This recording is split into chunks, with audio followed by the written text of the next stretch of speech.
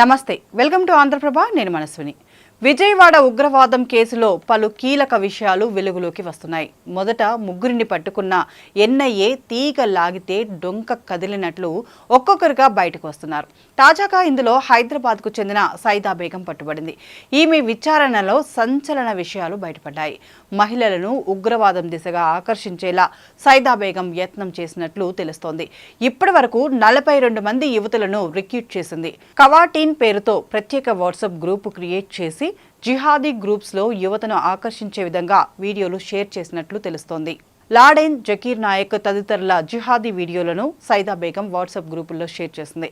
ఇన్స్టాలో 40 అకౌంట్లలో జిహాదీ వీడియోలు ఉంచి మదర్సాల్లో మతపరమైన శిక్షణ తర్వాత వెపన్ ట్రైనింగ్కు సన్నాహాలు చేసినట్లు విచారణలో తెలుస్తోంది. పోలీసులు వాట్సాప్లో భారీగా పీడీఎఫ్ ఫైళ్లను స్వాధీనం చేసుకున్నారు. వీటిని ట్రైనింగ్, రిక్రూట్మెంట్కు సంబంధించినవిగా గుర్తించారు.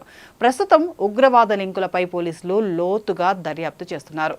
తద్వారా ఉగ్రవాద నెట్వర్క్లో మరిన్ని వివరాలు వెలుగులోకి వచ్చే అవకాశం ఉంది. మదర్సాలో మతపరమైన శిక్షణ అయ్యాక వెపన్ ట్రైనింగ్కు సన్నాహాలు చేస్తున్నట్లు వెల్లడైంది. వాట్సాప్, ఇన్స్టా అకౌంట్లలో కుప్పల కొద్దీ పీడీఎఫ్ ఫైల్స్ స్వాధీనం చేసుకున్నారు పోలీసులు. బ్లాక్ పౌడర్ మేకింగ్, పేలుడు పదార్థాల తయారీ వంటి వీడియోలు ఉన్నట్లు గుర్తించారు. ప్రస్తుతం ఉగ్రవాద లింకులపై పోలీసులు లోతుగా దర్యాప్తు చేస్తున్నట్లు తెలిపారు. తద్వారా ఉగ్రవాద నెట్వర్క్లో మరిన్ని వివరాలు వెలుగులోకి వచ్చే అవకాశం ఉంది. ఈ ముఠా కేవలం ఆన్లైన్ ప్రచారానికే పరిమితం కాలేదు. మతపరమైన బోధనలు పూర్తయిన తర్వాత ఎంపిక చేసిన మహిళలకు వెపన్ ట్రైనింగ్ ఇవ్వాలని పై స్థాయి నుంచి ఆదేశాలు వచ్చినట్లు తెలుస్తోంది. యువతను ఉగ్రవాద పాట పట్టించి దేశ విచ్ఛిన్నకర శక్తులకు అనుకూలంగా మార్చేందుకు పెద్ద ఎత్తున నిధులు కూడా అందినట్లు అనుమానిస్తున్నారు.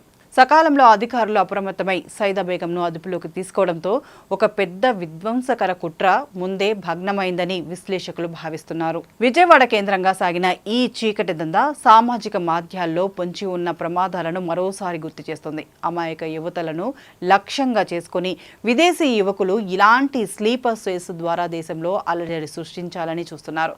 ఈ ఉగ్ర లింకుల కేసులో మరికొంతమంది ప్రమేయం ఉన్నట్లు పోలీసులు అనుమానిస్తున్నారు. పరారీలో ఉన్న మిగిలిన వారి కోసం గాలింపు చర్యలు ముమ్మరం చేశారు. డిజిటల్ ప్లాట్ఫామ్లలో అపరిచితుల పట్ల, అనుమానాస్పద గ్రూపుల పట్ల ప్రజలు అప్రమత్తంగా ఉండాలని భద్రతా దళాలు హెచ్చరిస్తున్నాయి.